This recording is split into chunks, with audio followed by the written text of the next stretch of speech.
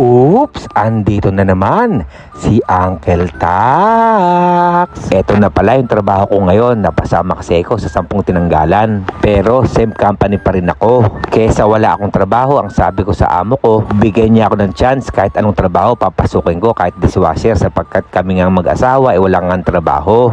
Kaya kahit napakahirap, napakabigat ng aking trabaho ngayon, ayos lang.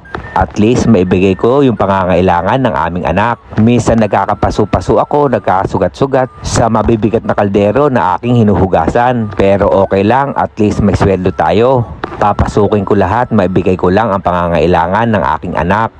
At pagkayari ko nga maghugas, ako naman ay magmamap. Obligado kasing linisin ito para sa ganun makita tayo ng mga chef na interesado tayo sa ating pagtatrabaho. Pagkayari ko naman magmap, isasala ko na itong mga baso sa machine. Ito naman pala yung mga pinag-iinuman ng mga staff. At pagkayari naman na to, ang susunod ko naman gagawin, pupunta na ako sa B5, yun yung stock room namin. Yung dala ko na ito yung used oil, isasalin ko ito sa container. Bago muna palang lahat, malugod akong bumabati sa mga OFW saan man sa mundo. Ingat po tayo palagi, lalo po dito sa Dubai. At ngayon, balik na tayo sa aking trabaho. Isasalin ko na ngayon yung used oil dito sa drum. Pag napuno na ito, ibebenta namin ito. Diyan na kami magkakapera. At nang okay na, kumuha na rin ako rito ng tissue. Gagamitin din kasi namin yan. Ngayon, balik ulit tayo sa paghuhugas. Maghuhugas ulit ako ng kasirola.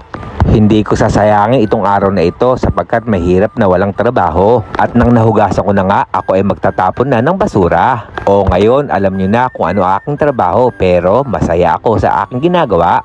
At dito pala sa basurahan ay napakabango. Kaya okay na okay yung nagme-maintenance dito. Magkahiwalay nga pala yung basura at yung mga karton. Sapagkat yung mga karton nga rito ay naibebenta pa nila, kaya pera na naman yun. At nang nakapagtapon na ako ng basura, maghuhugas naman tayo ng mga plato. Sinasalang ko lang naman ito ng mga 1 minute at tapos na ito. Habang nakasalang nga, ako ay pupunta na sa mga pagkain na istakan namin. Lilinisin ko naman yung sahig. Tatanggalin ko naman dito yung mga namuong yelo. 3 beses nga pala itong gagawin sa loob na 1 linggo. Obligado kasing malinis ito sapagkat andito nga yung mga pagkain namin. Uncle, napakalamig dito.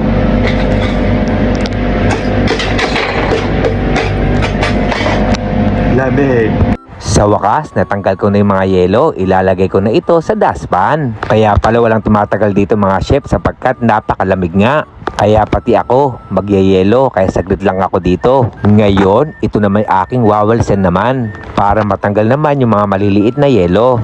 Nang okay na, imamap ko naman ito. Kaya ngayon, malinis na. Babalik na ako sa aking trabaho ulit. Huhugasan ko na itong map dahil gagamitin ko pa nga ito mamaya. At eto naman pala yung chef namin, mabait ito sa akin. Guys, This my chef, good, very nice. very nice. Mashallah. Dahil nagugutom na ako, kakainin ko na yung pinabaon sa akin ng aking misis. Kaya tara muna mga uncle, kain muna tayo. Ito yung pandesal, palaman ay cheese whiz.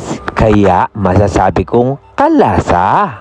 At eto naman pala yung kasama ko, sa taas naman siya nagtatrabaho. Ang trabaho naman niya ay nagpupunas din ng mga lamisilita, supa at sahig. At pagkayari kong kumain, trabaho ulit. Kaya i-comment nyo naman po dito kung saan umabot ang bidyong ito. Kaya hanggang dito na lang, ito po yung Uncle Tax. Ingat!